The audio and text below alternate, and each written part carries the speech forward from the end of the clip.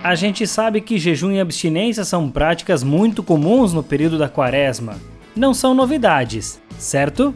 A Igreja recomenda que os fiéis vivam essas práticas, especialmente durante esse tempo litúrgico. Mas não é só para esse tempo, é para vivê-las também no decorrer do ano. Às vezes temos dificuldades nas mortificações ou até mesmo desconhecemos as motivações e os frutos que elas podem gerar. No episódio de hoje vamos falar sobre dias de preceitos, jejum e abstinência. Vem saber mais sobre esses meios que nos levam a uma vida de maior profundidade com Deus. Olá, que bom te receber aqui no Mater Podcast. Eu sou Tomás Guarez e nós vamos seguir nessa conversa aprofundando as maravilhas da Igreja Católica. Para nos auxiliar a trazer luz para o nosso tema central, aqui comigo na mesa o engenheiro de profissão e especialista em teologia do corpo, Rodrigo Baes. E aí, Tomás? Beleza? Bom? No outro microfone, especialista em terapia cognitiva comportamental, psicopedagogo, mestre em teologia dogmática, mas acima de tudo, sacerdote, Padre Alex Bordman. Olá, meninos, tudo bem? Tudo ótimo, Padre, que bom tê-los aqui nessa nossa mesa, nessa nossa conversa. Vamos nessa então já, vamos direto pro ponto, né, porque afinal de contas, vamos começar então falando dos dias de preceito na Igreja Católica. Só que assim, antes de mais nada, Padre, o que é um preceito? Muito bem, o preceito, né, nada mais é do que uma normativa, né, uma orientação clara da Igreja para nos conduzir naquilo que é próprio de fé católica. Então, aquilo que a gente vai tratar aqui, né, são realidades, são obrigações para quem é católico. Então, para quem não é católico, não tem problema, não incorre nenhuma ilicitude ao não realizar esses atos. Então, mas a gente também poder olhar, né, para as leis da Igreja, as normas da Igreja, sempre sobre uma dimensão mais espiritual, mais profunda. Às vezes a gente olha de fato para as normas, a gente entra em neurose, aí, em desespero. Não, calma. A gente precisa entender a finalidade das normas, das regras, das leis da Igreja. O princípio de direito canônico básico, né, o que orienta todo o direito canônico e, enfim, todas as normativas da Igreja é a salvação das almas. Então, essas normas que estão aí, elas não estão para nos condenar, mas para nos salvar. Então, olhar com uma leveza, né, obrigação de consciência, sim. Mas por que eu cumpro? Por que eu devo fazer? Bom, porque tem a ver com a minha salvação. Então, tratar dos preceitos da Igreja é tratar claramente da minha própria salvação e da salvação dos meus. Então, já muda, é outra conversa, quando a gente traz o tema para a ótica do amor, né? Então, eu faço por amor, porque amo as coisas sagradas, porque amo o meu bom Deus e quero agradar-lhe. Então, as normas e os preceitos são para nos ajudar a viver com mais preciosidade e radicalidade a fé católica. Então, assim, só para já um breve resuminho, um preceito é uma regra, dá para dizer assim, e ela é feita não para me agradar, mas sim para Deus. É isso? Isso, muito bem, para nos fazer mais fiéis a este amor a Deus, né? E principalmente, né, a realidade mais profunda, fazer concretamente que a salvação aconteça em minha vida. Né? Então, quando eu estou cumprindo as normas da Igreja, as regras da Igreja, é em vista da minha salvação. A Igreja nunca vai impor-nos uma regra que não seja para a nossa salvação, para o nosso encontro com Deus. Tá? Então, dentro deste contexto. Eu digo isso principalmente, né, porque a questão preceitual, né, que a gente vai principalmente falado aí, por exemplo, o preceito mais comum que a gente conhece, né, o preceito de ir à missa. De fato, a gente tem o preceito, que é a norma, mas aos poucos a gente tem que superar a norma para o amor. Né? Se a gente permanecer na nossa prática religiosa estritamente no preceito, aí nós vamos viver uma fé pesada, legalista, né? Farisaica. Né? Agora, onde eu entendo a regra e por entender eu a amo, bom, aí nós damos um salto impressionante, né? Então é importante a gente fazer esse comentário inicial, né? Então, sim, Tomás, é uma realidade que a gente faz para Deus. E aí talvez já começa a mudar completamente a coisa, né? Se eu faço para agradar a Deus, para expressar meu amor a Ele, né? E até por uma questão aqui da gente não ir muito longe e ser uma questão mais prática, a gente vai focar a gente vai falar de, como a gente falou antes, né? A gente vai falar de preceitos, vai falar de jejum e abstinência, que às vezes estão ligados ou não a um dia de preceito, enfim. Ou sempre. Agora o padre vai ter que me responder isso depois. Mas a dinâmica a gente vai falar um pouquinho mais do quais são os dias de preceito, tá? Os dias que a igreja nos coloca como preceito. Existem outros preceitos que a igreja também nos pede. Por exemplo, a confissão uma vez por ano é um preceito, né, padre? Ou estou mentindo? Então, assim, a confissão uma vez por ano, pelo menos pela Páscoa da Ressurreição, é um preceito da igreja. Mas não tem um dia de preceito, ou dia da confissão da Páscoa, né? Pelo menos pela Páscoa, mas a gente deveria se confessar mais. Então, esses outros preceitos a gente não vai entrar tanto, apesar de que provavelmente a gente vai acabar pincelando alguma coisa sobre eles. Mas, de forma geral, a gente vai falar dos dias de preceito. E aí, uma pergunta antes da gente entrar nos dias específicos, padre, aonde é que sou católico, cheguei agora? Aonde é que eu acho esses dias de preceito? Ok, eu devo ter direção espiritual, mas eu não sei que existe a realidade de direção espiritual para o meu diretor espiritual me ajudar a entender. Onde é que eu acho os dias de preceito? Rodrigo, um lugar assim específico para nós, por exemplo, para nós brasileiros, tá? Nós temos um livrinho que é editado então pela CNBB, né? Porque é ela que tem aí o dever de legislar também sobre essas matérias, pode fazer alterações, enfim, como nós vamos ver, algumas particularidades próprias ao Brasil, dado pela CNBB. Então, no que diz respeito, por exemplo, aos dias de preceito e os dias de guarda, nós temos o anuário da liturgia, tá?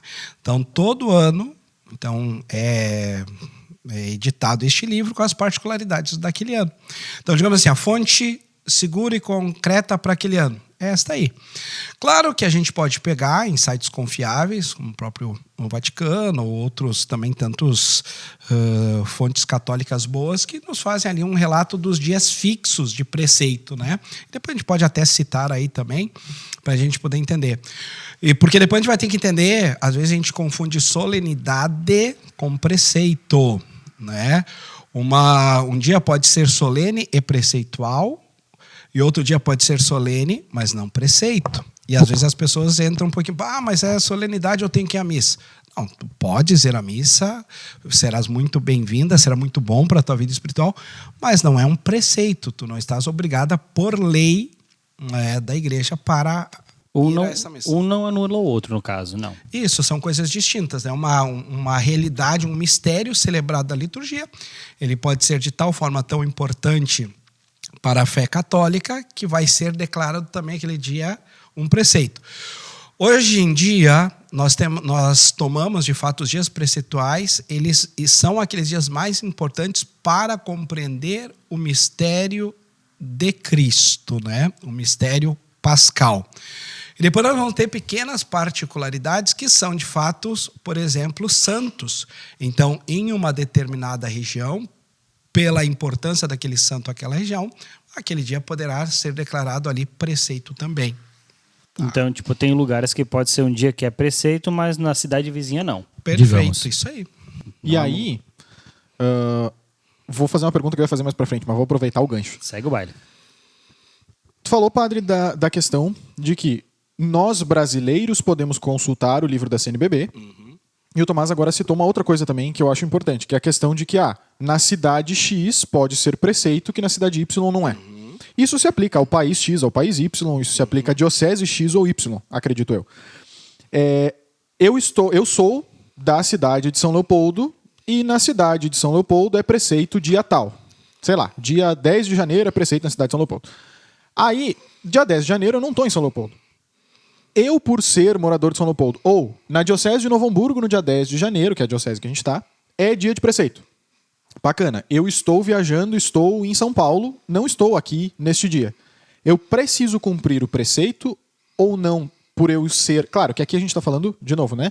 da dinâmica legalista da coisa, né? Estamos a regra pela regra, porque a dinâmica do amor me pede que, bom, se aquilo é um preceito na minha diocese, e se eu amo a Deus, e se eu vivo aquela devoção na minha diocese, é justo que eu vá na missa pelo amor.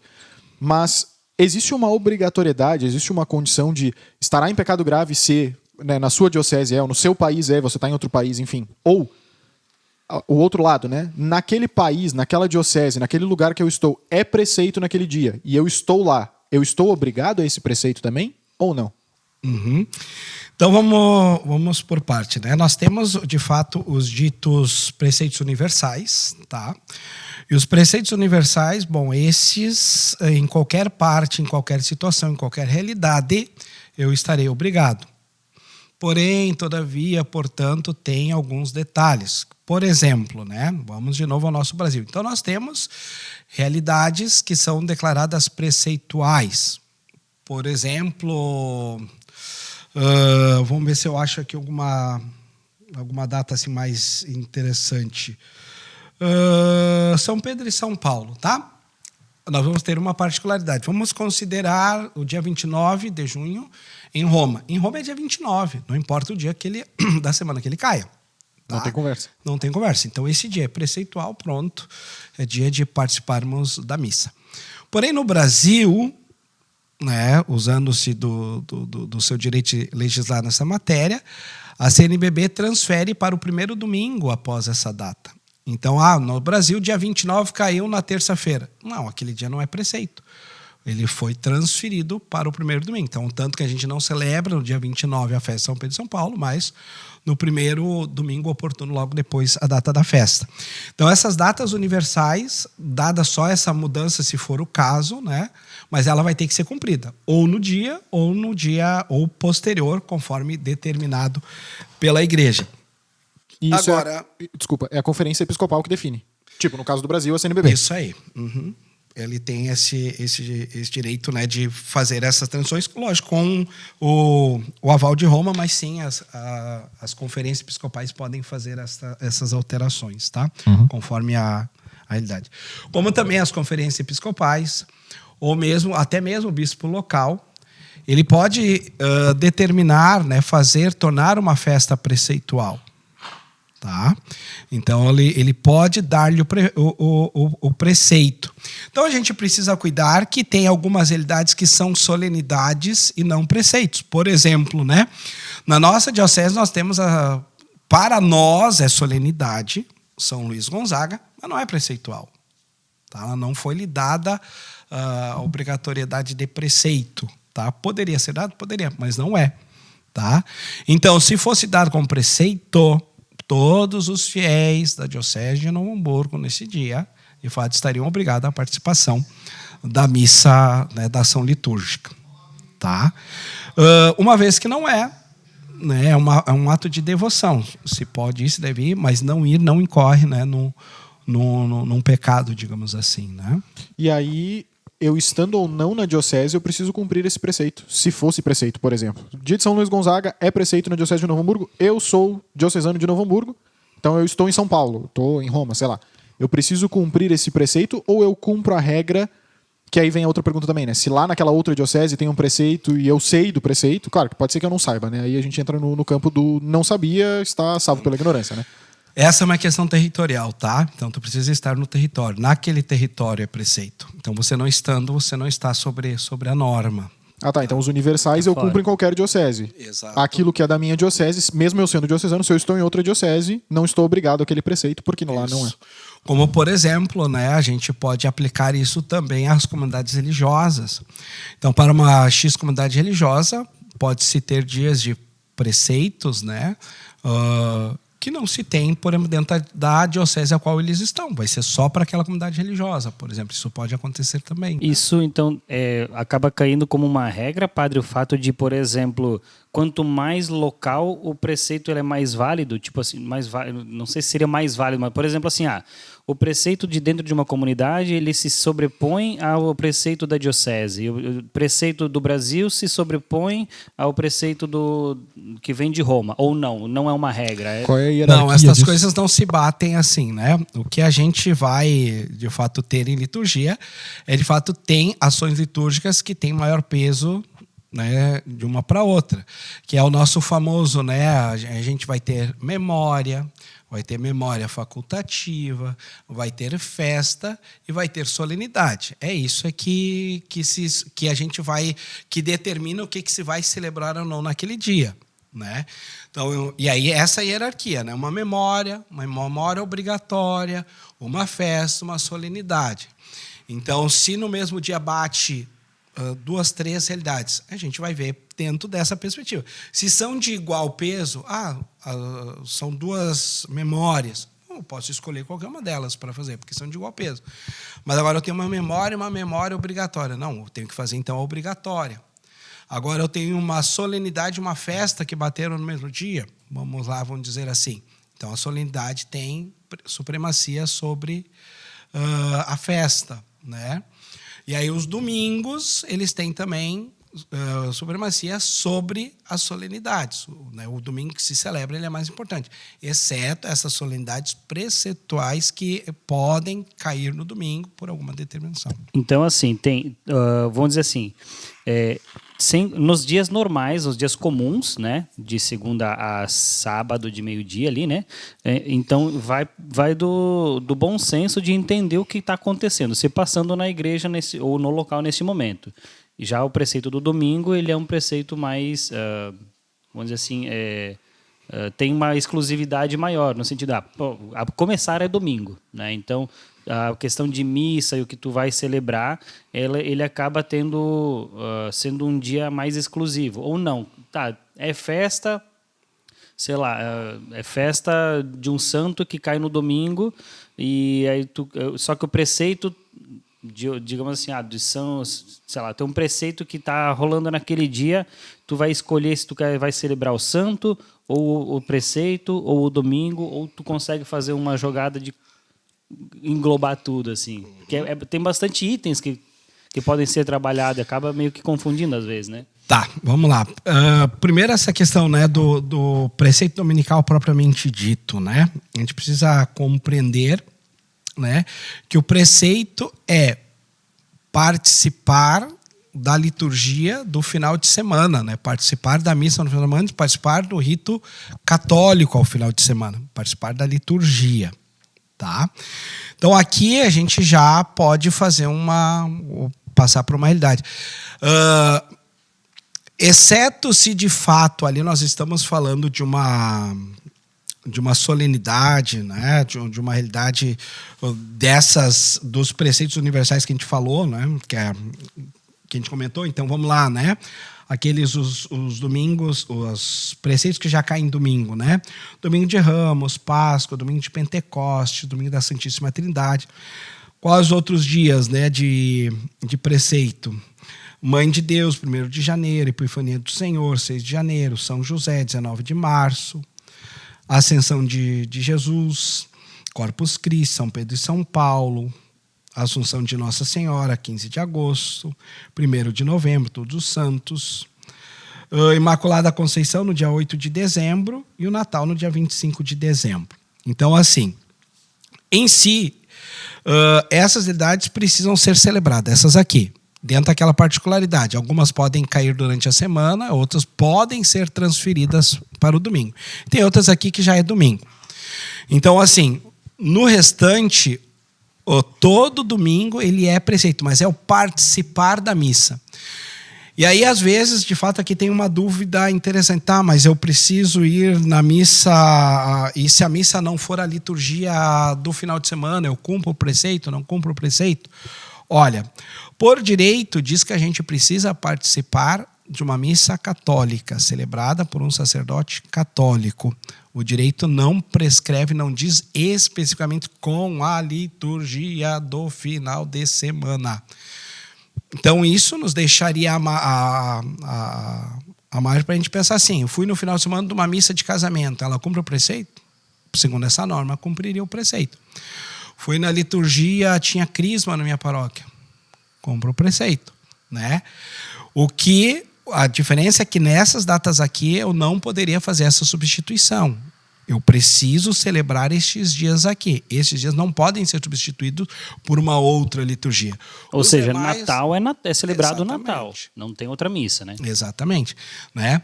Agora, nos outros domingos, se poderia pensar numa outra liturgia, conforme uma necessidade pastoral de fato, né? Não substituir só por substituir, não funciona assim, mas de fato eu fui num casamento, ou tem a crisma na paróquia no horário, ok, essa missa ela está cumprindo o preceito dominical. Tá? Outra dúvida, padre, que essa já foi dúvida, né? A gente falou que fui coordenador de grupo de jovens, essa foi uma dúvida que já surgiu. Tem 2 datas aí que eu acho que sempre geram dúvida em quem começa a entender essa dinâmica de preceito. O que é preceito e o que não é. Eu acho que é uma resposta mais objetiva, mas acho que é boa. Páscoa, qual é o preceito? Porque a Páscoa a gente começa a celebrar já da Quinta-feira Santa. Tem o Tríduo Pascal e tal. Tudo aquilo é preceito. De novo, né? A gente está aqui falando da realidade legalista da coisa, né? Eu quero cumprir o preceito só por cumprir o preceito, né? Quando a gente vai para a dinâmica do amor, que inclusive é o nosso primeiro episódio, escuta lá. Mas quando a gente vai para a dinâmica do amor, a gente vai viver todo o Tríduo Pascal, vai viver a semana inteira, se puder, vai viver a missa diária. Dito isto, não tenho como. Por exemplo, é uma realidade minha de trabalho. Eu trabalho por turnos, o meu horário de trabalho é de madrugada, é de tarde e tal, e vários dos meus horários de trabalho pegaram exatamente as missas do Tríduo Pascal, da noite do Tríduo Pascal. E aí eu tive que fazer essa pergunta, e por isso que eu estou fazendo essa pergunta agora também. Por quê? Qual dia que eu preciso ir, que é preceito, e que eu tenho que dar um jeito, de qualquer jeito, de estar nessa missa? Ou só não posso estar por motivo grave? Na Páscoa e no Natal. É 24 ou é 25? Vamos lá. O preceito em si, de fato, é o domingo da ressurreição. Tá? Então, nós poderíamos dizer tanto a vigília pascal, quanto a missa da manhã, quanto a missa da noite. Tá? Então, de fato, aqui tu trouxeste muito bem. Essa é a única perspectiva legalista da coisa. Mas precisamos saber, de fato, olha, se por algum motivo, de fato, eu não posso participar, eu não estaria cometendo nenhum pecado, desde que eu vá, ao menos, na missa ou do sábado à noite, né? Ou domingo de manhã, da vigília, ou a da manhã. A da vigília é a missa do galo, né? Conhecida como missa do galo. Isso, que se deveria começar, né, e terminar antes da manhã, né, antes do amanhecer, que é exatamente, né, o horário da ressurreição. Tá? Mas, sobre a ótica do amor e sobre a ótica da celebração pascal, o Tríduo Pascal ele é uma única celebração em 3 atos, né? Então, a título de vida espiritual, o ideal seria, de fato, cumprir, né, da quinta, sexta e o sábado santo. Até né? porque tem pessoas que não percebem, mas a missa começa na quinta-feira e não termina, né? Exatamente. A missa da A instituição... sexta, ali da ela é o Eucaristia. meio da coisa, então não tem sinal da cruz inicial, não tem bênção final. Né? Começa-se com o sinal da cruz lá na quinta-feira santa e vai receber a bênção final no sábado santo, no final da celebração. Né? Demonstrando, de fato, essa unidade de um único ato, né? De uma única celebração em 3 atos. Né? E a questão do Natal também. Ela tu podes cumpri-la tanto no dia 24 quanto no dia 25. Vale qualquer um dos dois, mas via de regra o preceito seria o dia 25. Assim como o preceito da Páscoa é o domingo? Ou não? Não, porque é legítima missa de Natal, 24. Então, 24 ou 25. Porque é uma única celebração com missas distintas. Mas é a mesma coisa que, por exemplo, a missa de vigília pascal é legítima missa de Páscoa. Tá? Ela é uma legítima missa de Páscoa. Então, teoricamente, em si eu não precisaria ir domingo. Ou também por devoção para ter a comunhão diária, por exemplo. Mas a vigília pascal é legítima missa de domingo de Páscoa. Então, a vigília do Natal é legítima missa de Natal. Padre, continuando no gancho aqui da missa dominical, uma coisa que aconteceu comigo, né, que me chamou muita atenção, mas, claro, depois olhando logicamente eu fui entender, né? Eu trabalho em alguns domingos, né? Eu tenho essa realidade e A pandemia ela fez com que a gente se habituasse muitas vezes a participar da missa online, né? Ou acompanhar a missa ou qualquer coisa nesse sentido. No meu trabalho, então, eu acabei participando, assistindo a missa na televisão, né? E aí eu vinha para a missa na paróquia. Só que surgiu uma situação que foi além daquilo que eu poderia alcançar. Não fui eu que quis isso, mas eu cheguei na metade da missa quase. Era nas leituras, eu acho. Ou seja, eu perdi meia missa, basicamente. Nesse caso, cabe uma confissão porque eu perdi a missa dominical. Eu participei de meia missa já meio válido. Ou, eu perdi sem querer. Meio válido, adorei. Eu perdi sem querer. Eu só faço meia confissão. Perdi sem querer, então a culpa não é minha, então beleza, segue o baile e finge que nada aconteceu. Quando eu descobri isso, eu fiquei, nossa, nunca tinha parado para pensar, né? Qual é o momento, né? Eu acho que isso é importante até para usar um gancho de dizer assim, tá, e quando que a pessoa vai para a missa e chega atrasada na missa? Eu acho que dentro desse gancho, eu engancho outra coisa, que é a questão de quando a minha falta a um preceito é pecado ou não, né? Estou obrigado à confissão para retornar à vida de novo, né? Eu vou repetir isso 1000 vezes porque a gente estava falando também aqui antes desse episódio, mas a gente tem uma realidade bastante legalista às vezes por causa desse mundo tecnológico, então tudo são regras e vamos mostrar as regras, e a gente está numa realidade em que a regra pela regra tem que ser cumprida, e se não for, você não é cristão, você não é católico, e aí começa a apontar o dedo, né? E a realidade da vida cristã, ela não é pura e simplesmente uma regra ou uma lei. A gente, como o padre falou 1000 vezes, é uma dinâmica de amor, é uma dinâmica de resposta a Deus. Então, eu participar dos preceitos, eu começo, quando eu sou lá, uma criancinha na fé, e isso pode ser mais velho ou mais novo, né? Mas quando eu sou uma criancinha na fé, eu começo indo no preceito pelo preceito. Mas depois que eu entendo a dinâmica do amor entregue na cruz, eu tenho que viver o Tríduo Pascal. Me faz mal não participar do Tríduo Pascal, não porque alguém me disse que era obrigatório, mas porque eu amo essa dinâmica do Tríduo Pascal, que é uma coisa única, uma vivência única na igreja. Então, quando a gente fala assim, estou obrigado à confissão por não ter cumprido o preceito, blá, blá, blá, não é pra gente ficar anotando as regras e ver, hoje sou culpado, não sou culpado, não sou culpado, né? Não é pra gente ficar catando regra. Mas é pra também a gente saber nessa questão, que nem o Tomás falou, bom, foi fora da minha condição, eu não tinha o que fazer, ou eu tinha o que fazer, foi preguiça minha, ou, enfim, o que torna isso um pecado?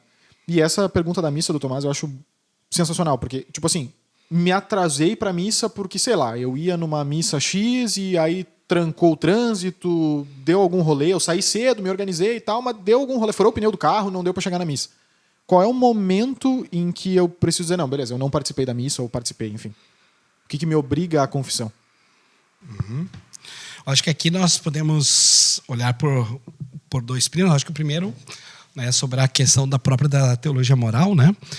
Então, para que haja um pecado, precisa algumas condições, né, das quais dela a deliberação em cometer esse ato, né?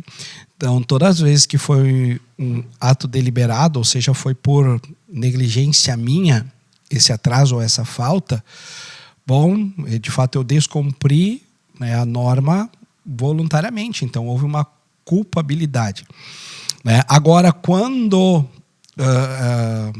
foge da minha alçada, por exemplo, questão de trabalho, olha, eu quero ir, mas de fato eu não o posso fazer. E vamos pegar profissões que de fato não podem mesmo, tantas, né? Porque preciso manter meu emprego, ou mesmo aqueles que são serviços básicos. Olha, um médico gostaria muito de estar na missa, mas olha, eu preciso estar ali. Bom, né? Então, nesse sentido, o impedimento legítimo não acarreta na culpa, né? O impedimento legítimo, tá? Agora, todas as vezes que eu não vou voluntariamente, seja porque eu me atrasei, seja porque eu não quis ir mesmo, bom, aí existe uma culpa voluntária e eu preciso sim confessar. Agora, por exemplo, né, eu estou indo para a igreja e me deparo com uma situação onde eu preciso ajudar alguém. Um acidente de trânsito. Não vou parar porque eu preciso ir à missa. Não, tu deve primeiro parar, se você ali é útil. Né? Claro, se tem outras pessoas, ok, já está tudo. mas agora não, eu preciso ir fazer algo só. Você deve parar, você deve prestar esse socorro, por exemplo, você deve exercer a caridade. E aí, né, neste sentido, chegar atrasado se justificaria, porque a caridade está acima da lei ali, né? Ou mesmo se faltar, olha, não teve jeito, acabei perdendo a missa por causa desse ato. Não, você não incorreu em um erro, né? Então, ou seja, numa culpa moral, você não precisa se confessar por causa disso, né? E só quero ampliar um pouco mais a possibilidade e a dificuldade da pessoa que realmente não foi na missa certinho, mas podia ter ido na missa de manhã. Ah, não, eu deixei para a última missa do dia. Eu podia ter ido de manhã, mas eu não fui porque eu deixei para ir. E aí acabou que aconteceu alguma coisa e chegou lá no meio. Isso não é nem um atenuante, nem um agravante, porque você pode, não há problema nenhum em se organizar para ir à missa à noite. E aí acontece, de fato, aconteceu um imprevisto na última missa, estragou o carro, de fato, uma situação de caridade, alguém adoeceu. Não é uma situação criada, voluntária, feita, então, né, que a gente precisa ter essa serenidade. Agora, eu não posso criar situações para... Né, então, aí a gente precisa cuidar. Precisa ser muito sincero com a sua consciência. Né, a gente precisa fazer todo o esforço, de fato, para frequentar, participar, estar ali. Também a norma é participar da missa completa. Né, então, isso também é importante. Né, então, os atrasos à missa a gente tem que cuidar. De fato, olha, um atraso que se justifique por caridade, por ato de amor ao próximo, por uma situação bem específica, é uma coisa. Mas agora, atraso repetido, voluntário, desejado, falta de organização, este não se justifica. Este incorre em um pecado, porque você está assistindo a missa de modo incompleto. É isso. O ideal é buscar a confissão, né? E nesse caso, padre, a missa ela inicia no comentário inicial, ou na procissão de entrada, ou no sinal da cruz? Só para a gente... Cheguei atrasado. Onde é que eu cheguei atrasado? Qual ponto? Verdadeiramente, a missa começa com o sinal da cruz, né? Ali começa assim, si, né? O ato litúrgico, o canto, tanto que ele pode ser supresso, né? Então, uma vez que pode ser supresso, ele pode ser uma antífona, pode, ou mesmo não tê-lo. Então, o canto de entrada ali, né? Mas a partir do momento que começa o sinal da cruz, nós estamos dentro do ato litúrgico ali, né? Então, eu diria isso, né? Agora, existe uma orientação que diz, até o ato penitencial. Gente, eu sou um pouquinho mais cuidado, porque se tu vai pro ato penitencial, tu vai começar a chegar no glória. Então, vamos começar, né? Porque daí se o ato penitencial é o início, no glória tu chegou atrasado. É o atraso do atraso. Não é aquela coisa, começou, o começo é antes. Não, mas eu acho importante isso, porque eu acho a dinâmica de entender que a gente precisa... Aquela coisa, se organiza para chegar meia hora antes da missa. Tu tem meia hora para errar, né? Tem meia hora para chegar atrasado do teu horário que tu fez. Mas, enfim, é aquela coisa. Cheguei atrasado por motivo de força maior, seja ele motivo da caridade, ou enfim, tem uma baliza aí, né? Mas eu acho que a baliza principal aqui é essa dinâmica do amor, né? Eu não cheguei atrasado porque eu quis. Eu cheguei no glória, eu cheguei no ofertório porque eu estava atendendo alguém que teve um acidente. Não vai correndo para a confissão, não deixa de comungar. Eu acho que isso é uma coisa que me chama atenção, assim, que me incomoda quando a gente fala da dinâmica mais legalista. Olha a loucura de a gente ficar na realidade mais legal e não perceber a ação demoníaca na vida da gente, né? Porque, por exemplo, eu me atrasei para a missa porque eu estava atendendo alguém. Um ato de caridade. Eu estava atendendo uma pessoa que precisava de ajuda, que capotou o carro, ajudei ela a botar na ambulância, eu era necessário lá. Cheguei no ofertório na missa. Eu acabei de cumprir um ato de caridade e eu estou chegando na celebração do corpo e sangue de Cristo, onde eu vou receber a caridade de Deus com a minha alma, com a minha vida. E aí eu chego lá e digo, meu Deus, eu não posso comungar porque eu cheguei no ofertório. Eu sou um péssimo pecador, eu sou a pior pessoa do mundo. E aí eu não comungo. Aí eu passo uma semana sem comungar, se eu não vou na missa diária, né? Ou eu deixo só para a próxima missa de preceito que tiver, para eu ir comungar. Então, é o demônio fazendo com que talvez um ápice de caridade, onde tu te dedicou a uma pessoa e tu vai poder comungar o corpo e sangue de Cristo, ele te tira um pedaço. Porque ele te bate na regra, né? Ele te faz olhar, não, olha, pensa bem, porque eu acho que tu tá em pecado grave aí, porque tu chegou atrasado. Então, é isso que o padre falou, né? A gente tem uma tranquilidade, uma sinceridade de consciência também, né? De olhar para dizer, não, veja bem, eu não estava aqui porque eu estava fazendo aquilo que eu aprendo a fazer aqui. né? O Cristo que se derrama em caridade por mim e se faz pão e vinho para que eu possa comungar, ele pede que eu faça isso pelos irmãos. Então, se eu tô fazendo isso pelos irmãos, ele vai me culpar e não vai me deixar. Agora, consciência laxa, né? Eu fui ali, passei, vi um acidente, parei pra olhar o acidente e me atrasei pra missa. Fiz Poxa, foto, eu estava sendo caridoso, olhando o acidente, postando no Instagram, aquela coisa. Olha, pessoal, eu estou aqui no... Não, né? Então, Sim. é essa dinâmica. Eu acho que isso que o padre fala, assim, né? E sendo o dirigido espiritual dele, eu conheço muito bem esse lado, né? De tipo assim, não, a regra pode ser essa, mas a gente vai um pouquinho além para que a gente não deixe a nossa consciência relaxar, né? A gente não seja tíbio na nossa vida. Tibieza é um bom tema para. E na dúvida, sempre procurar o sacerdote, nem que seja para perguntar, dizer assim, padre, olha só, aconteceu tal situação, eu não sei se eu estou em pecado, se eu estou, se eu não estou e tal. Se tu tem essa possibilidade, vai, questiona, pergunta, conversa e com certeza o padre vai saber te orientar. Mas na dúvida, não ultrapasse. Então, cara, se tu tá na dúvida, vai lá, se confessa, resolve o problema e segue o baile, porque às vezes a gente se apega aos detalhes tão pequenos e acaba deixando passar o mais importante, que é o Cristo Eucarístico na vida, né? Então, perde o mistério, né? Perde a chance de viver o mistério. Por um detalhe que às vezes nem cabe a nós julgar se está certo, está errado ou qualquer coisa nesse sentido. Ô padre, agora sim, a gente falou, e tu falou disso, né?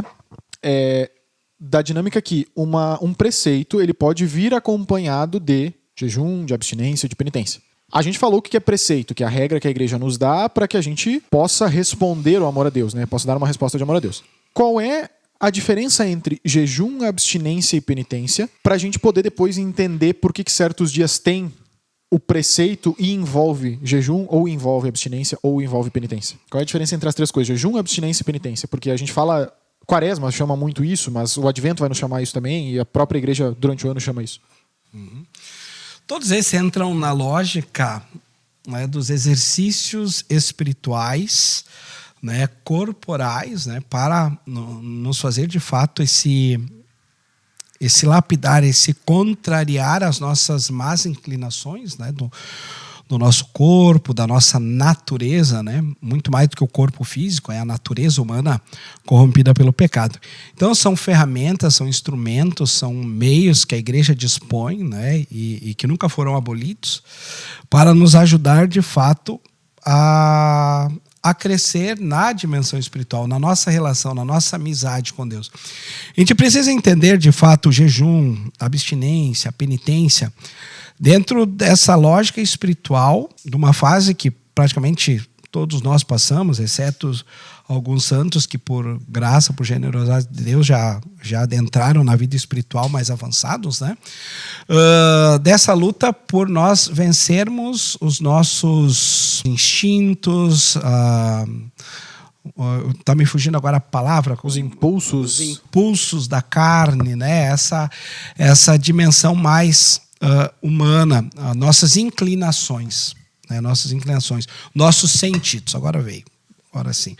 É porque nós, infelizmente, né, dependemos muito dos sentidos, né? Inclusive para a nossa relação com Deus, para a nossa oração. Então a gente precisa ver, ouvir, sentir toda essa situação. Porém, nossos sentidos estão feridos pelo pecado original, né? Então nos fazem, infelizmente, a primeira dinâmica da vida espiritual, a primeira fase da vida espiritual é essa luta, esse combate por passarmos a não depender mais dos nossos sentidos humanos para podermos nos relacionar com Deus para além dos sentidos humanos. Que é aquela velha história, né? Não rezar só quando eu quero. O quero é típica realidade corporal. Hoje eu quero, amanhã eu não quero, hoje estou com vontade, amanhã não estou... Isso é corporal. É a dinâmica de via purgativa, né? Via purgativa, muito bem. Então, na via purgativa, a gente justamente vai, né, combater, vai lutar contra essa natureza desordenada. E essas ferramentas da igreja, o jejum, a abstinência, a penitência, entram dentro dessa lógica. E aí a gente precisa entender, né, que existe lá os mandamentos da igreja, né? Talvez um parêntese aqui, né? Quando a gente fala assim, o estado de graça, né? O que é o estado de graça? Olha, o estado de graça a gente precisa entender que é justamente a gente estar em dia, né, com o cumprimento, né, de não ter nenhum pecado grave, ou seja, aqueles que ferem os 10 mandamentos e os 5 mandamentos da igreja. Então, ou seja, se eu não tenho nenhum pecado ou seja, que fere os 10 mandamentos, e estou em dia com os 5 mandamentos da igreja, eu estou em estado de graça. E por que eu digo isso? Porque esse tema está nos mandamentos da igreja, né? Jejuar e abster-se de carne conforme manda a Santa Igreja. Né? Isso então, é dos 5 mandamentos da igreja, né? Da igreja, né? O 4º mandamento, né? Então, jejuar e abster-se de carne conforme manda a igreja.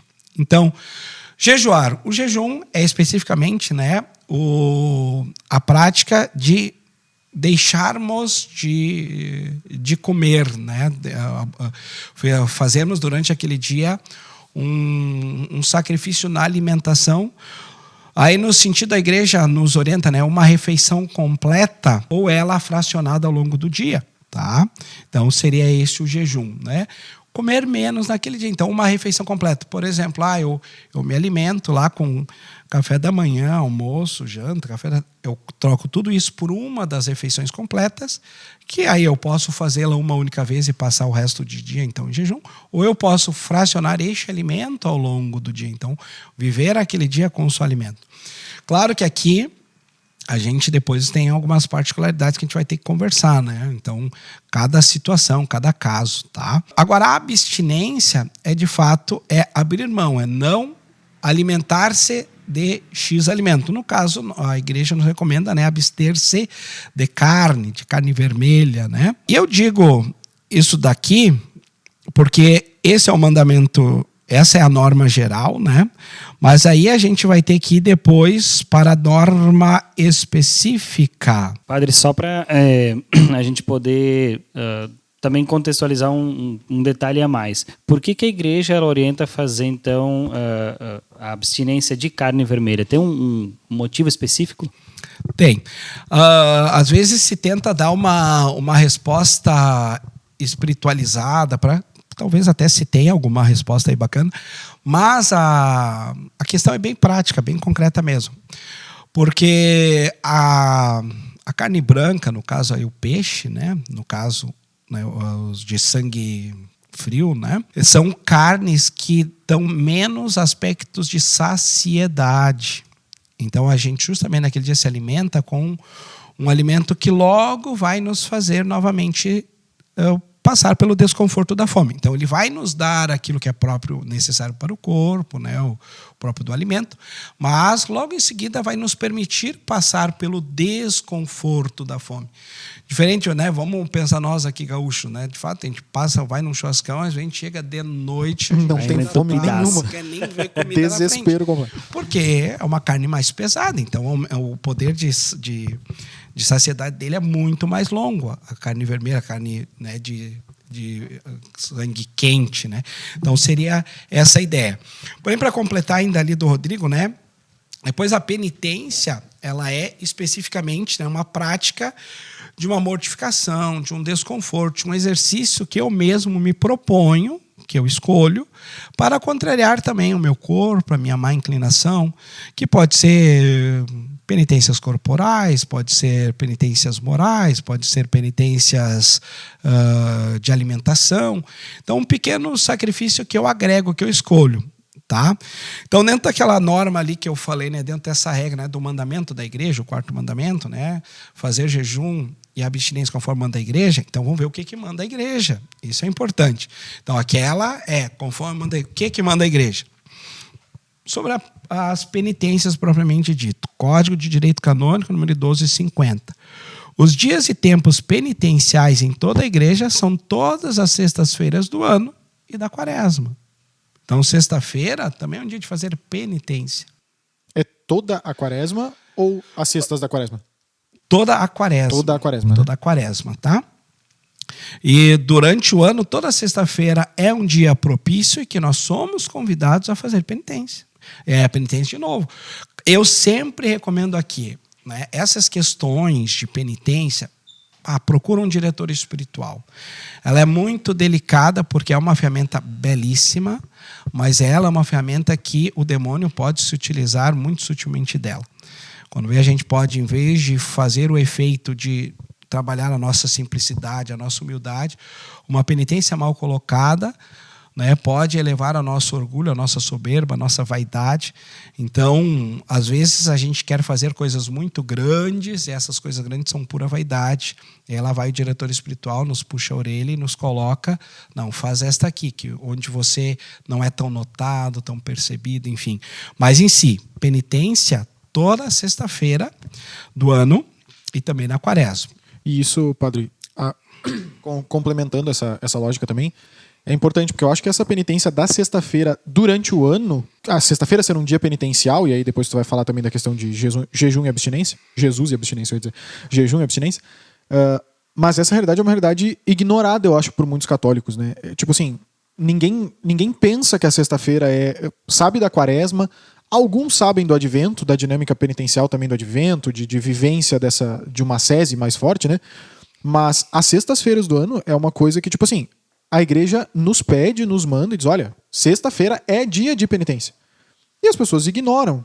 E isso eu acho que tem uma força para a vivência da vida ascética, da vida de busca de virtude, que às vezes as pessoas ficam, nossa, como é que eu posso ser um melhor cristão? Se a gente seguisse só essa ideia de toda sexta-feira se puxar na penitência ou viver alguma coisa assim, já seria um passo grande, né?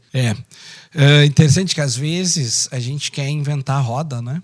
E a gente a roda já foi inventada. Já tá lá, só botar no carro. Por exemplo, da santidade, a gente não precisa inventar. Né? A igreja tem aí mais de 2000 anos de história, forjando santos e santos esplêndidos, e que usaram as ferramentas da igreja. Tá? E, por exemplo, essas coisas que eu estou dizendo aqui caiu em desuso. Mas caiu em desuso, mas não porque a igreja tirou a norma, não porque a igreja... Não, a gente está obrigado. A gente viu o mandamento da igreja. Ok. Aí o mandamento da igreja diz conforme manda a igreja. O que diz a igreja? Bom, 12,50 direito canônico.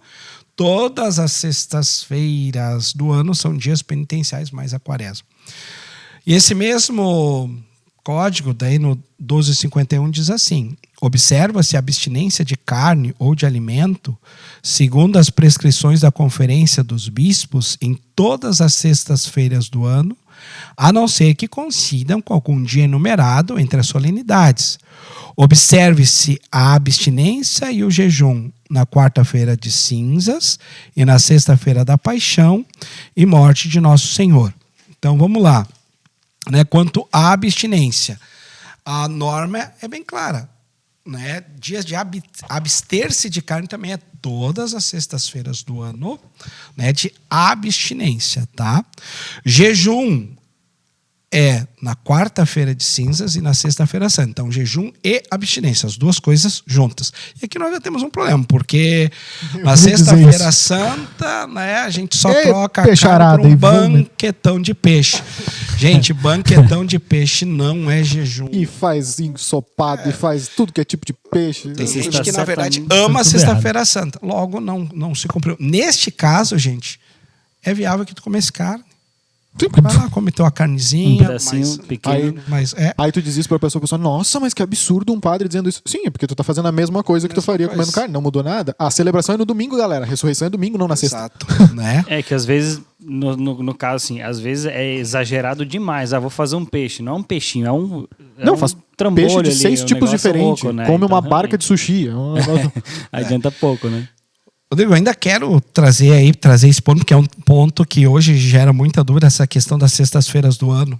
Gente, a gente precisa entender a lógica da coisa. Primeira realidade, essa questão das sextas-feiras do ano, elas estão ligadas ao mandamento da igreja.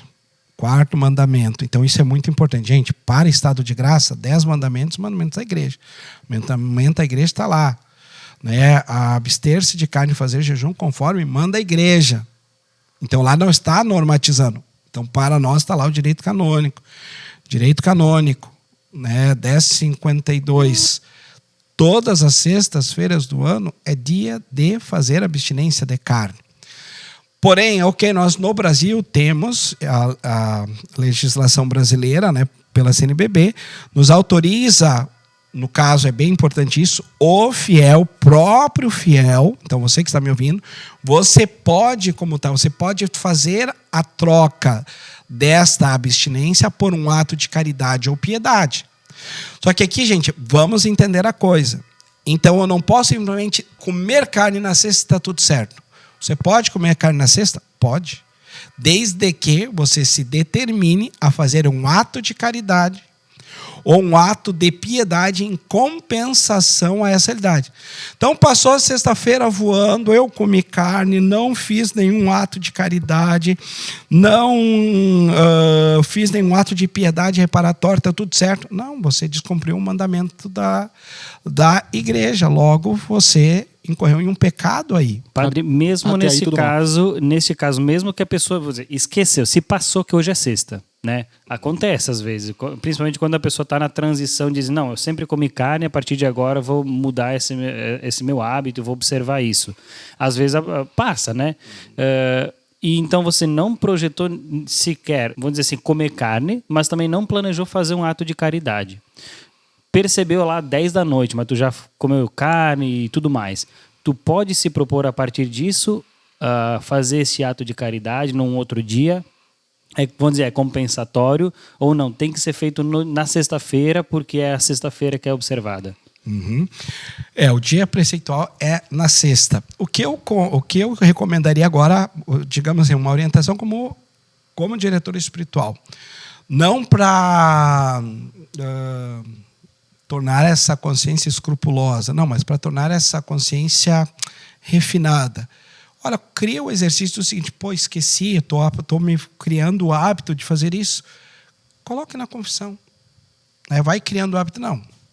Esqueci, mas não está certo, eu vou confessar. Por mais que nós temos sim um atenuante, aí deixa o sacerdote ali para julgar, né?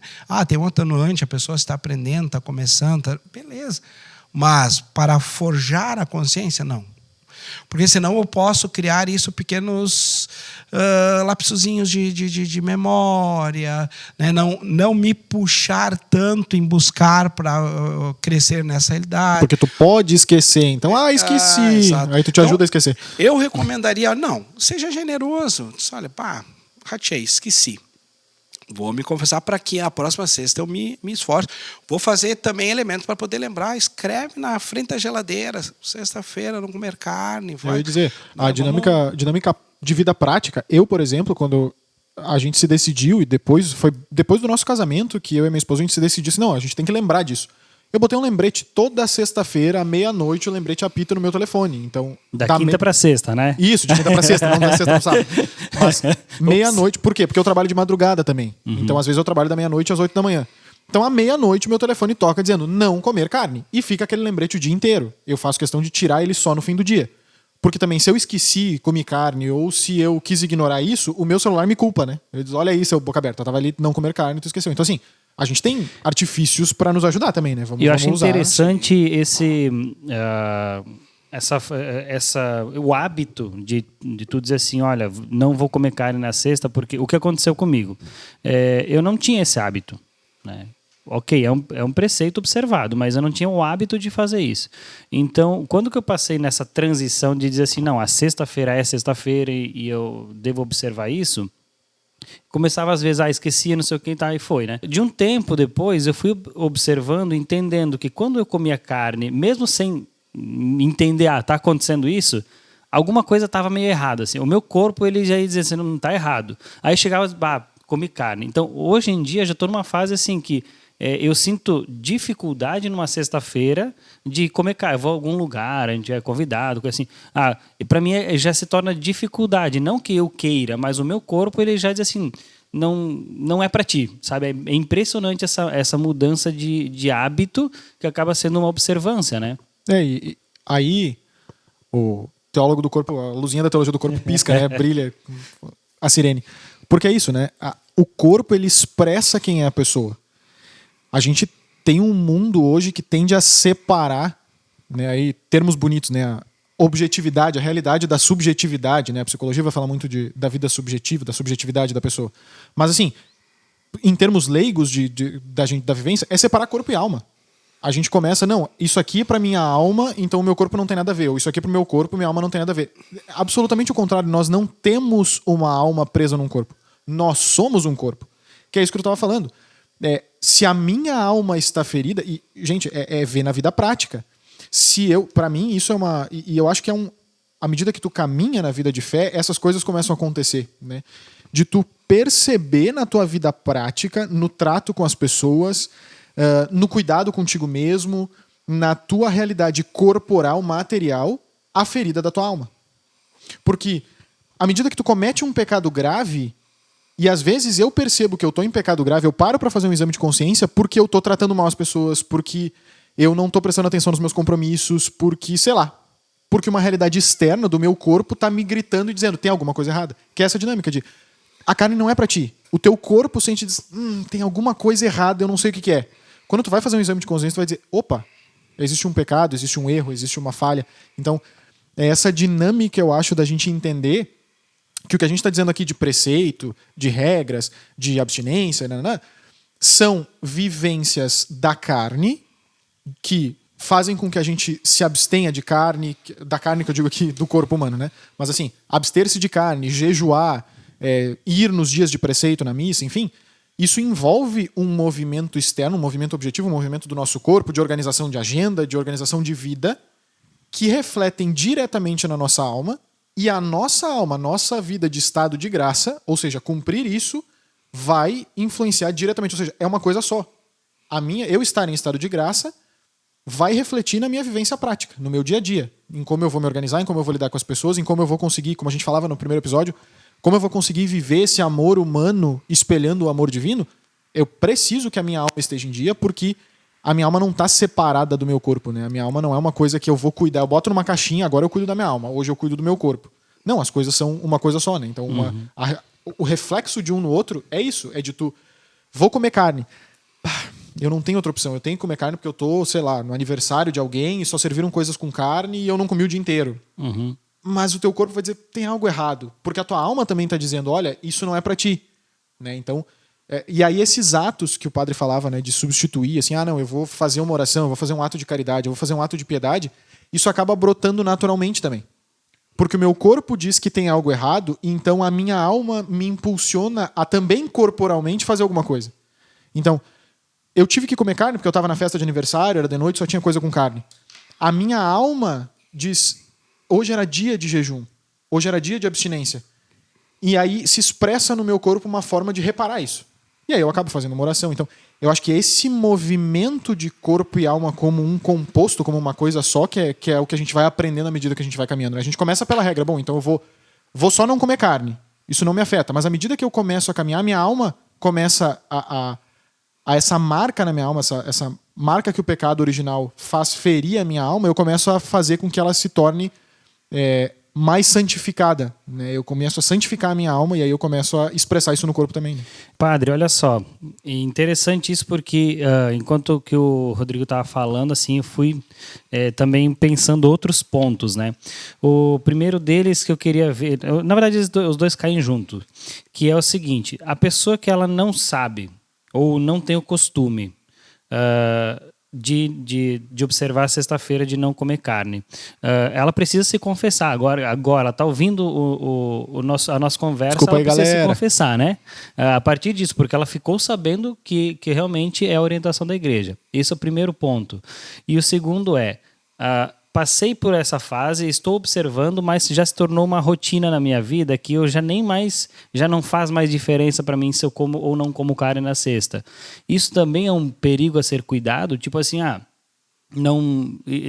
isso já não interfere mais na minha salvação, porque, sei lá, eu não cuido ou já não como mais carne, pronto, acabou, simples assim, e já não faz diferença na minha vida.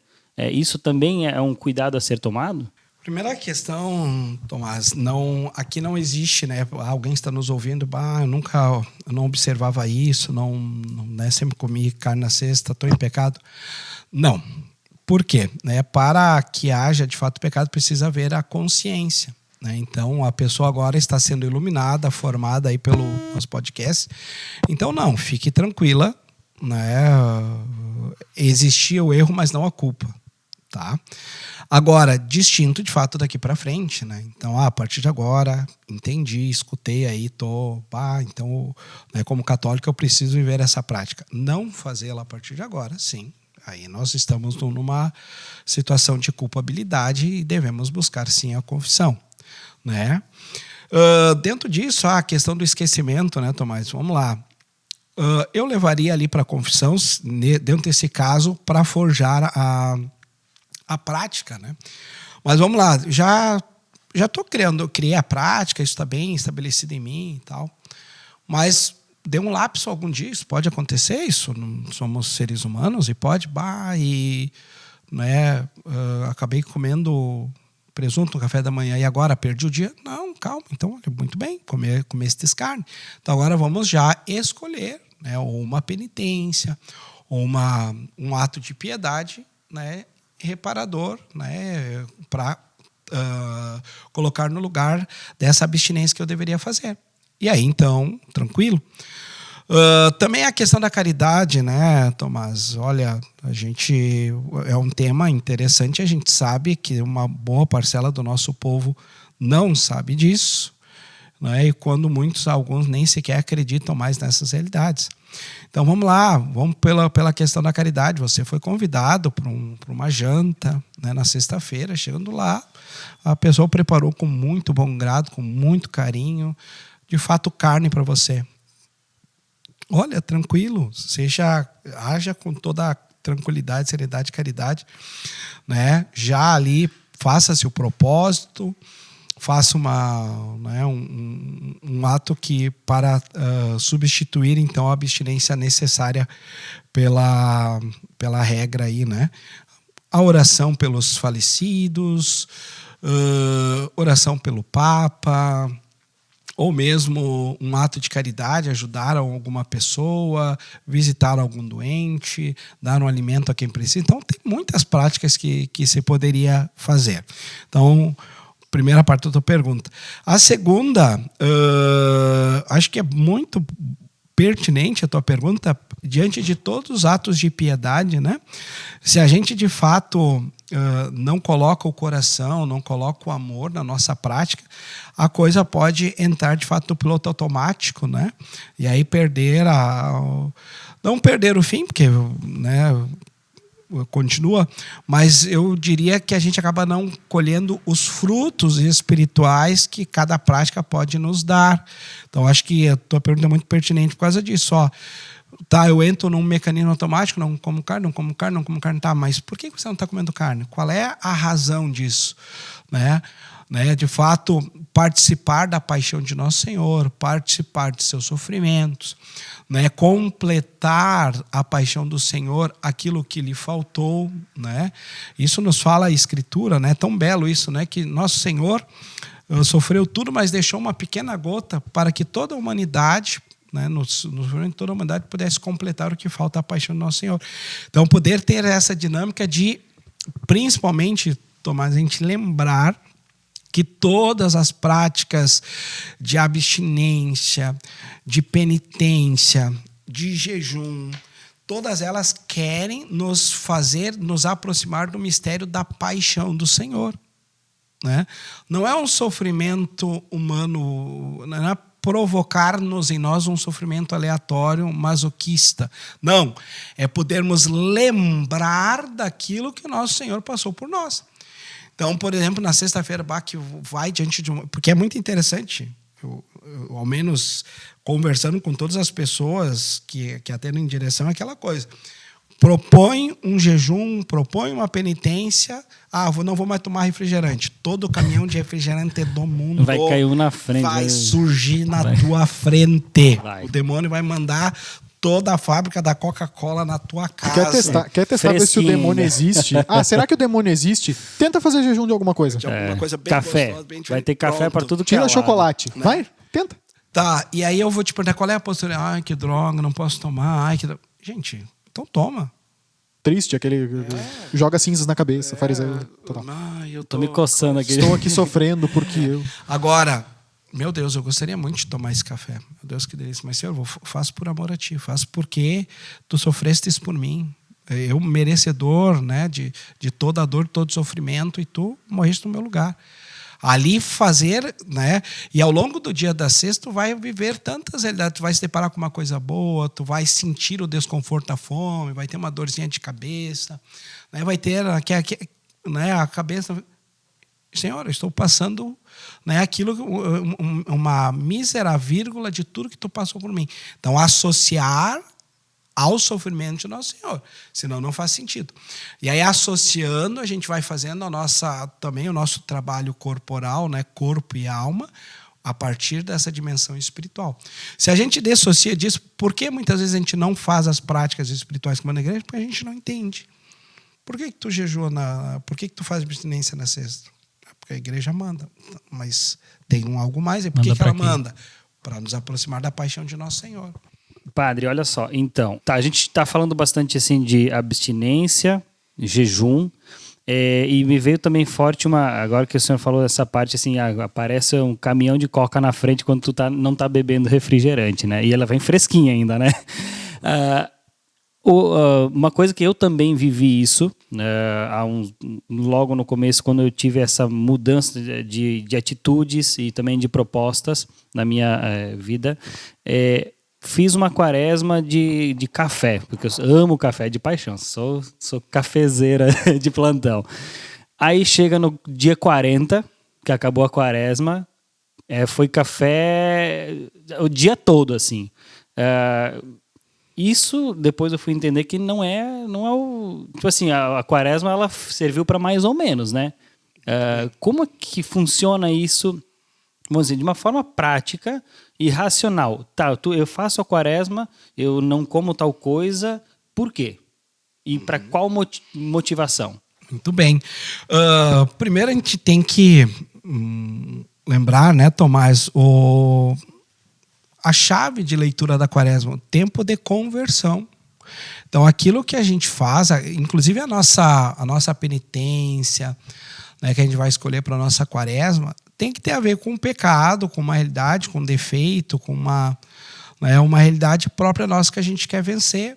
Então, o ideal era, de fato, conversar bem com o diretor espiritual, pensar uma penitência que vai te lapidar para que, ao final da quaresma, você saia dela convertido, ou seja, com uma dimensão tua mais voltada, inclinada para Nosso Senhor. Então, vamos lá, eu trabalhei 40 dias sobre essa perspectiva. Então, um tempo de virtude. E aí eu vou transformar o tempo mais solene, mais bonito, mais importante da igreja em tempo de desvirtude. Né? Vou jogar ralo abaixo tudo aquilo que... Represar os 40 dias. Exatamente. Represar, muito bem. Né? Não é por aí. Como, por exemplo, né? Interessante, ao interno da própria quaresma, né? A gente sabe que não se faz a penitência nos domingos, né? Domingo não é dia de se fazer penitência. Mas eu posso fazer? Pode. Digamos assim, por exemplo, né? Vamos usar o exemplo mais simples do café. Então, no domingo eu tenho que tomar café? Não tem problema. Não é uma válvula de escape. Ou então, né, de fato, eu segunda, terça, quarta, quinta, sexta, sábado, não tomo, domingo eu passo o dia tomando café. Não faz sentido, né? Isso até dificulta, assim, por experiência. Para mim, por exemplo, fica ali a semana 6 dias sem tomar o café, ou a coisa que seja, né? Chega no 7º, toma café. Beleza. Tu tá liberado, digamos, no domingo. Chega na segunda-feira... para ficar sem o cafezinho, meu Deus do céu. O importante é que é só deixar claro. Mas se eu tomar o café, eu cometi um pecado, então, né, eu cometi algum erro? Não. Isso anula a quaresma? Não anula a quaresma, perfeito. Mas agora nós estamos falando nesse aspecto dos frutos espirituais. Você pode, por exemplo, não estou comendo sobremesa na quaresma. E aí eu fui no aniversário, come uma sobremesa, mas comedidamente, temperadamente, e tenta levar essa prática que você exercitou para depois também da quaresma, né? Claro, a gente está falando aqui penitências alimentares, mas são tantos outros tipos de penitência que a gente pode fazer, né? Então, só cuidar para, de fato, pós-quaresma, para a gente não cair no absurdo de jogar tudo aquilo que nós fizemos, né, morro abaixo. E aí não houve, né, a conversão do que se propõe a quaresma, que é o desejo da quaresma. Não, e eu acho que aí evocam duas realidades, né? A primeira, que é a motivação daquela tua penitência, e isso foi uma coisa que aí, partilhando da minha direção espiritual também, né, foi uma coisa que eu não fazia. É uma coisa que, tem que ter jejum, caridade, o que a quaresma nos pede. Beleza, eu ia fazer um jejum pelo jejum, era essa coisa. Não, vou tirar refrigerante. Tá, mas por que eu tô tirando refrigerante? Qual é a dinâmica... primeiro, qual é a dinâmica humana que eu tô querendo trabalhar, ou qual é a dinâmica espiritual que eu tô querendo trabalhar? Claro que as coisas não são, que nem a gente falou antes, né? Não é separado, mas eu tenho que ter uma motivação. Bom, se eu vou fazer um jejum de, sei lá, não vou tomar café, por que eu tô fazendo isso? E se é tão difícil, existe uma dinâmica, e aqui, isso que o Tomás estava falando, eu acho que é um ponto crítico, e aí o padre que tem formação em psicologia talvez possa nos ajudar também aí. Mas existe um ponto crítico que é a realidade de corpo humano mesmo. Talvez, se pra mim tirar o café, o refrigerante, o não sei o quê, faz com que eu chegue no domingo da quaresma e me jogue de novo em cima daquilo, desesperadamente, represe todos os meus 40 dias de sofrimento, desespero e loucura de não conseguir tomar um café, não poder comer um chocolate, sei lá, qualquer coisa. Eu jogo tudo no domingo. Tem talvez uma realidade de vício aí. Tem talvez uma realidade, e aí na dinâmica espiritual seria uma idolatria daquele tipo de coisa, mas na dinâmica prática humana, poxa, se eu não posso viver sem café e os 40 dias pra mim não foi simplesmente um sofrimento que me leva a Deus, mas sim um sofrimento de abstinência mesmo, assim, de meu Deus, estou sofrendo crise de abstinência, eu tenho uma dinâmica humana aí que eu preciso, e isso também pode gerar alertas espirituais, né? No sentido de eu olhar e dizer, não, existe um vício aqui, então eu preciso trabalhar isso. Então eu acho que essas duas coisas, assim, a motivação, por que eu vou escolher? Acho que as penitências, às vezes a gente escolhe, deixa pra pensar aos 48 do segundo tempo, escolhe por qualquer motivo, porque tá todo mundo fazendo. Todo mundo tira refri, todo mundo tira chocolate, vou tirar também. Mas pra mim, a velha história, né? Eu tenho intolerância à lactose, não posso comer chocolate, não gosto de chocolate, então na quaresma eu vou tirar o chocolate. Quer dizer, tirar o chocolate não muda nada na minha vida, né? Não me acrescenta nada espiritualmente, não me acrescenta nada humanamente. Então eu acho que a gente olhar as motivações que a gente tem pra escolher uma penitência e também olhar as consequências que isso gera. Eu acho que o grande fruto da quaresma é olhar, bom, tirei o café. Isso me gerou XYZ consequências. Eu sofri muito, eu tive essa dificuldade, ou gerou isso, ou me gerou irritação. Estamos falando aqui de novo da alimentar, mas daqui a pouco assim, a minha penitência é todos os dias de manhã, minha penitência de oração é todos os dias de manhã rezar a oração X. E eu vi que eu não consigo acordar nenhum dos dias de manhã para fazer essa oração. Bom, então talvez eu tenha uma outra desordem aí, que é eu preciso ordenar a minha vida prática para dormir em certo horário, para conseguir acordar em certo horário. Então, a igreja, aquela história, não dá ponto sem nó, né? Ela não pede que a gente faça a penitência pela penitência. Não é a regra pela regra, ou a coisa pela coisa. E sim por um crescimento espiritual e humano da gente, né? Que até o que o padre falou anteriormente, na questão assim de tu conversar com um diretor espiritual e pedir uma ajuda nesse sentido. Padre, eu queria também nesse sentido questionar a seguinte situação. Todo mundo, todas as pessoas de 0 a 100 anos, elas são orientadas e convidadas a viver essas práticas de jejum e abstinência, ou tem pessoas que por motivos de idade ou situação de saúde, coisa assim, elas são dispensadas, vou assim dizer, em praticar esses atos. Como é que isso é orientado e falado pela igreja? Uhum. Dentro dessa realidade até trazida pelo Rodrigo, né, dessa visão integral do ser humano que nós temos, né, que a igreja tem, que é da sua antropologia, que é própria da sua visão de ser humano, então a gente não dissocia a alma do corpo e o corpo da alma. A gente vê ali, de fato, o ser humano como um espírito encarnado. Então, essa encarnação não é um acidente, ela é parte integral do ser humano. Então, também na prática espiritual, isso precisa ser considerado, né? Então, a igreja, de fato, vai nos dar algumas normas, né? Por exemplo, de início, de idade para começar, idade máxima. Mas aqui a gente pode dizer uma particularidade bem concreta. Olha, se deve causar um desconforto, deve ser algo que nos... Mas isso não pode nos levar ao passo de uma patologia, de uma doença, por exemplo, né? Vamos lá, uma pessoa que, de fato, eu conheço, eu tenho situações concretas que é por uma indicação absolutamente médica. Não pode ficar em jejum o dia inteiro. Não pode, a pessoa não pode, porque isso é um risco à sua saúde. E não vai fazer jejum. Então nós vamos achar uma outra prática de penitência ali, né? Ou um jejum diferenciado, né? Mas não um jejum restrito como se pode pensar. Então a questão da saúde física precisa ser considerada, a pessoa precisa ser capaz de, né? Por isso que, por exemplo, a igreja vai nos dar ali 60 anos. Depois disso, a pessoa está dispensada. Então, no sentido assim, se ela não o fizer, tranquilo, não corre nenhum problema. Mas a pessoa goza de boa saúde ainda, isso não lhe é um problema de saúde, ela pode continuar fazendo. Mas ela já não faz mais por preceito, mas ela faz por generosidade, né? Então, essas questões são consideradas. E a idade para começar, né? Por exemplo, a abstinência é 14 anos, né? Penitências, aí não tem uma idade, a pessoa pode começar mais novo, sempre de novo, orientação, direção espiritual, né? A penitência também não tem uma idade que se encerre.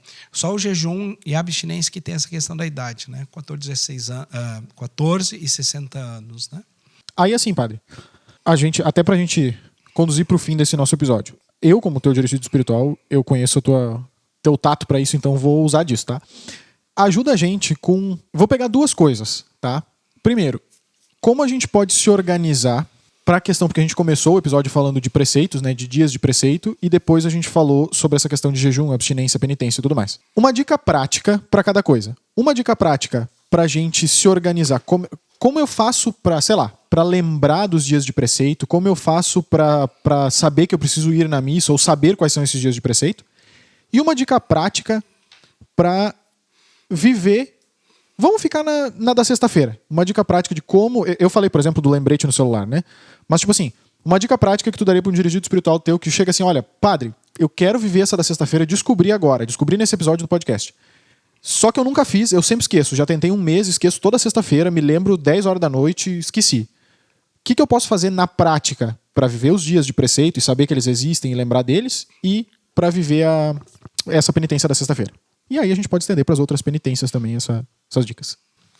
Vamos lá, vamos tentar pensar aí um pouquinho, né? A primeira parte, tu perguntaste sobre os dias de preceito, como eu faço para me organizar, para saber... Perfeito. Este daqui, olha, é uma questão de organização mesmo, né? Porque são dias pontuais, específicos. Quem sabe valeria a pena aí pesquisar, não são tantos, e colocar na nossa agenda, colocar ali, né, dia de preceito. Porque no Brasil a grande parte já é no domingo, então... Tem uns 2 que tem que se preocupar. Então as outras são poucas datas ali que precisa colocar na agenda, mas eu coloca ali na agenda, até para não esquecer, né? Enfim. Agora, o segundo ponto, ele já é... Porque como ele é mais cotidiano, né, no mais ordinário ali, vai se repetir mais vezes. Cara, a melhor coisa para a gente conseguir atingir as metas espirituais são 2 realidades para mim. A primeira delas, direção espiritual. Tá? Direção espiritual é fundamental. Por quê? Queridos, por exemplo, a gente vai... Se Deus quiser aí dar sequência de trabalho, a gente vai falar de muitas coisas, muitos. E talvez alguém vai dizer, meu Deus do céu, como é que eu vou dar conta de tudo isso? Calma. Deus respeita o teu tempo, a tua caminhada. E essa fala de Deus, né, para o teu tempo, teu momento, é o diretor espiritual que vai dizer, calma, né, você está nesse passo, você está ali. Então, vai fazendo as exigências conforme o caminhar daquela alma concreta, pontual. Então, vida espiritual não dá para a gente ficar se comparando um ao outro aí, né? Mesmo os casados, cada um tem a sua dinâmica, tem sua forma, suas particularidades espirituais, né? Então, direção espiritual. Mas depois, dentro da dinâmica espiritual, olha, a melhor coisa é, de fato, um plano de vida, né? Eu costumo sempre dizer que nós temos que elaborar o nosso plano de vida ideal, aquele assim que é o top, aquele que eu gostaria, que eu desejaria mesmo com toda a minha alma, né, com toda a riqueza de ferramentas que a igreja dispõe. Vamos lá, missa diária, oração do Santo Rosário, confissão frequente, adoração semanal, botar todas estas coisas, fazer um plano ideal que esse é o meu sonho de consumo, que a minha vida eu gostaria de gastar para um dia atingir ele. Beleza. Agora vamos para o plano real, né? E ali, então eu tenho o meu ideal de vida, mas eu preciso construir ele. Então, dentro desse plano de vida, aí, por exemplo, né, colocar, né, a questão de abstinência de carne na sexta-feira. Mas para esse plano ele funcionar, aqui a gente teria que ter mais tempo um pouquinho para mostrar, mas vamos lá. Para ele funcionar, eu preciso ter um exame de consciência particular. O que é isso? Então, a partir das tuas práticas de piedade, eu me propus ali, vou rezar o terço todos os dias, vou fazer uma adoração semanal e vou, então, começar a observar a abstinência na sexta-feira. Beleza. Todo dia de noite, eu preciso examinar a minha consciência sobre estas realidades. Então, ou seja, todos os dias eu me coloco diante daquele propósito que eu fiz para com Deus. Então, eu vou fazendo memória do meu compromisso com Deus. Então, quando chegar na sexta-feira, eu passei a semana inteira também me relembrando que na sexta eu tenho que realizar essa prática. Passada a sexta, eu vou dizer, essa sexta eu consegui. Então, checklist ali no meu plano de vida. Então, plano de vida. Ter para a vida uma meta espiritual. Gente, a gente planeja tudo. A gente planeja casa, a gente planeja filho, a gente planeja emprego. E a vida espiritual? A gente vai fazendo de forma desordenada. E por isso que muitas vezes a gente não passa de bons propósitos, porque nos falta um plano. Onde é que você quer chegar? O que você quer fazer? Então, eu recomendaria para essa questão, né, da abstinência, da sexta-feira, colocar no teu plano de vida. Constrói um planozinho de vida. Apresenta o teu diretor espiritual. Né? Uma coisa, o plano de vida precisa ser prático, precisa ser concreto e precisa ser cumprível. Não, eu vou botar as coisas mais lindas do mundo, mas hoje, na prática, na realidade, a minha vida não me permite. Filho, isso é só para se frustrar. Então, tem o teu plano ideal e vamos construindo esse plano passo a passo. O ideal, ele é alto, mas a caminhada, né? Vamos lá, Chiara Corbella, né? Pequenos passos possíveis, né? Os 3 P's, né? Eu acho que daí a gente tira, assim, eu acho que tem 2 realidades que o padre falou que uma está dentro da outra, mas que fica, vamos deixar de desafio para quem escuta o nosso podcast. O primeiro, se tu não tem um diretor espiritual, pois corra atrás para ontem, né? Porque tudo que o padre falou, e isso é importante, assim, né? Eu acho que mais um assunto aí para podcast, né? Direção espiritual. A direção espiritual, ela é uma realidade onde as pessoas às vezes têm medo, às vezes não conhecem, não sabem que existe, quem eu busco, onde eu busco, por que eu busco. Então eu acho que a chave principal aqui, direção espiritual, e dentro da direção espiritual, o plano de vida. Né? Então eu acho que são os 2 desafios aí para quem está nos ouvindo, que assim, nunca ouviu falar sobre isso, então teu desafio é pesquisar e descobrir o que é. Saber o que é direção espiritual, saber busca o que é plano de vida. pároco da paróquia, assim, um padre amigo, alguém familiar, né, que conheça. E coloca isso em prática, porque isso vai te ajudar nas outras práticas que a gente falava de jejum, abstinência, vivência dos sacramentos, vivência dos preceitos da igreja. Né? Então eu acho que esses são chaves que a gente deixaria assim no final desse episódio. E com isso a gente encerra esse nosso episódio sobre jejum, abstinência, penitência, dias de preceito. Espero que a gente tenha clareado. Certamente a gente deixou várias dúvidas no ar. Várias dúvidas. Adoro, porque a gente precisaria de, sei lá. Ao invés de responder as perguntas, a gente deixa dúvida para a igreja galera. Com 2000 anos as pessoas ainda têm dúvida, então imagina a gente com 2 horas, 1h30 aí falando. Mas então a gente encerra esse nosso episódio sobre esses dias de preceito. Voltamos a dizer, façam perguntas, mandem para nós as perguntas, dúvidas, sugestões de temas que a gente pode abordar aí aquilo que for mais pertinente para a gente continuar com esse nosso projeto. Isso mesmo, então fiquem ligados aí, porque com certeza a gente vai colocar mais episódios aí, a gente está só começando essa caminhada. Diria que é uma caminhada espiritual que a gente vai fazendo junto aí para conhecer a nossa igreja católica e também se aprofundar um pouco mais, né?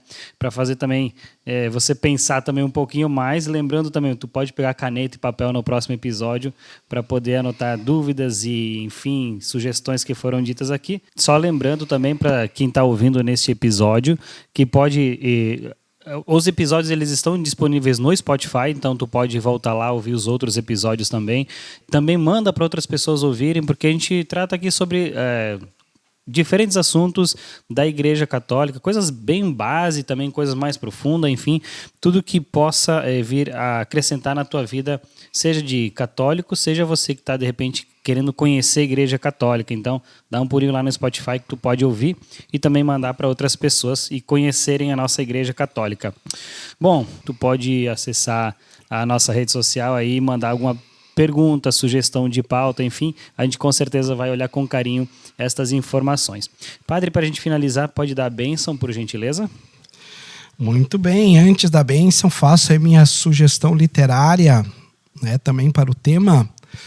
Um livro maravilhoso, muito bonito, é A Contrição Perfeita, uma chave de ouro do céu, Driesch, o autor, e é da editora Santa Cruz. É um livro de valor bem acessível e de uma profundidade muito bonita. Então, dentro dessas idades que nós falamos, acho que é um tema bem legal aí, né, da contrição perfeita. Eu complemento também a sugestão do padre com uma sugestão também aí já do mundo da internet. Se você buscar no site do Padre Paulo Ricardo, por exemplo, ele tem uma...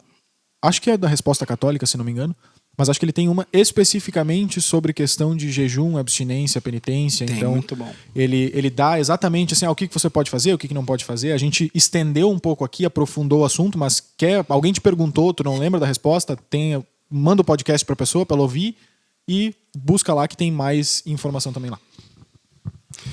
O Senhor esteja convosco. Ele está no meio de nós. Desça sobre cada um de nós e sobre aqueles que nos acompanham. A bênção de Deus Todo-Poderoso, Pai, Filho e Espírito Santo.